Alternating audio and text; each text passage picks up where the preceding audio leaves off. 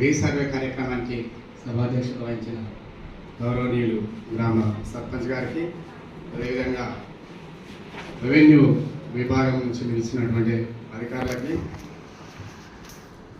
Survey బృందానికి, గ్రామ ప్రముఖులకు, రైతులకు అందరికీ నమస్కారాలు తెలియజేస్తున్నాను.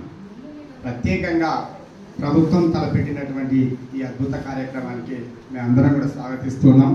కాకపోతే ఒక్క విషయం ఏంటంటే, గతంలో ఎప్పుడూ సర్వే జరిగినటువంటి ఈ భూములను ఈరోజు సర్వే జరిపిస్తున్నందుకు మేమందరం కూడా హర్షిస్తున్నాం. కాకపోతే లోగా ఒక సర్వే నెంబర్లో ఉదాహరణకి ఒక 10 ఎకరాలు మాత్రమే ఉంటే అది ఫిజికల్గా ఫీల్డ్ మీద 9 ఎకరాలు మాత్రమే ఉన్నది.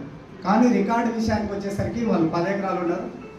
తర్వాత ఎంజాయ్మెంట్ రిపోర్ట్ కరకు చూసేసరికి ఏమవుతుందంటే ఒకరి దగ్గర 4 ఎకరాలు ఉంటే ఒకరి దగ్గర 3 ఎకరాలే ఉంటుంది, ఒకరి దగ్గర 2 ఎకరాలు ఉంటుంది. కానీ రికార్డుకు మాత్రం ఒకరికొకరు ఎక్కువ తక్కువలు ఉన్నది.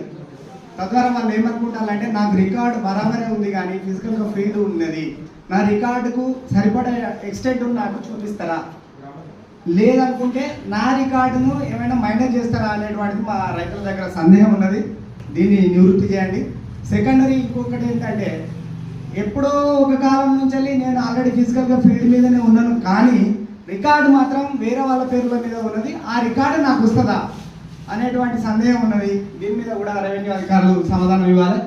తర్వాత ఇంకొక విషయం ఏంటంటే, ధర్మసాగర్ మండల్ శివారి గ్రామమైనటువంటి జానకిపురం రీసర్వే ప్రోగ్రామ్ ఆల్రెడీ అయిపోయి ఉన్నది.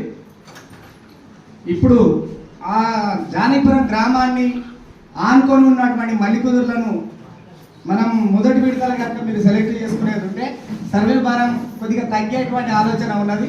సెకండరీ గ్రామాల సరిహద్దులలో ఓవర్లాప్ అనేది సుస్పష్టంగా కనబడుతుంది. దయచేసి మీ రెవెన్యూ అధికారులు దీని మీద కొంచెం ఎక్కువ శ్రద్ధ తీసుకొని ఏ రైతు కూడా నష్టం జరగకుండా చూస్తారని ఆశిస్తూ ఈ అవకాశం ఇచ్చిన మీ అందరికీ ధన్యవాదాలు తెలియజేసి సెలవు తీసుకున్నాను. Thank you.